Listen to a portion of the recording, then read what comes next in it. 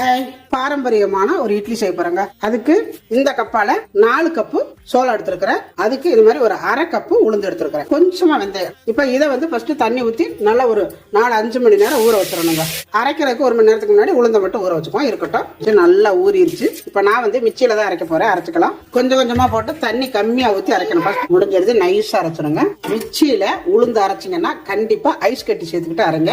ஏன்னா சூடாயிரும். சூடாச்சுன்னா மாவு புளிக்காது. மாவு புளிக்கலன்னா இட்லி நல்லா சாஃப்டா இருக்காது. நீங்க கிரைண்டர்ல அரைச்சிங்கன்னா ஐஸ் கட்டி தேவையில்லை. இப்ப நம்ம பொலம் போட்டு கலக்கியாச்சு. இப்ப மூடி வச்சிருவோம். காலையில பார்க்கலாம். 1/4 குண்டா வச்சு கொஞ்சம் பொங்கி வந்திருக்கு. குளிர்காலத்தை கண்டு இன்னைக்கு ஒரு 1/4 பொங்கி வந்திருக்கு. இங்க பாத்தீங்கன்னா தண்ணி நல்லா காயணும். இப்ப இதை எடுத்து வச்சுக்கலாம். ஒரு 5 நிமிஷம் தான் ஆச்சு. இப்ப வெந்துருச்சான்னு பார்க்கலாம். பாருங்க எப்படி நல்லா உப்பி வந்திருக்குன்னு. நல்லா வெந்துருச்சு. பாருங்க இட்லி எப்படி வந்திருக்குன்னு செமையா இருக்கு பாருங்க. இப்ப நம்ம இதே மாவை வச்சு தோசை விட போறோம்.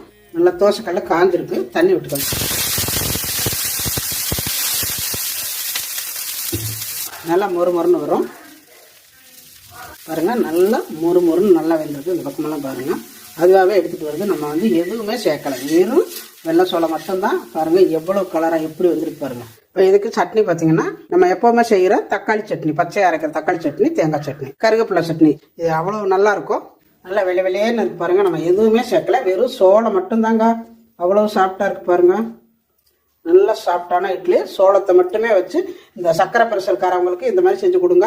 இந்த சோளத்தை பயன்படுத்தி தான் அந்த காலத்துல சர்க்கரையோ பிரஷரோ கைவலியோ கால்வலியோ எதுவுமே இருக்காது. நாங்களும் அப்படி சாப்பிடுவோம். இன்னைக்கு பாரம்பரியமான முறையில நான் செஞ்சு காட்டியிருக்கிறேன். இது மாதிரியே நீங்களும் இப்பவும் கடையில எல்லாம் கிடைக்கிது. வாங்கி செஞ்சு சாப்பிடுங்க.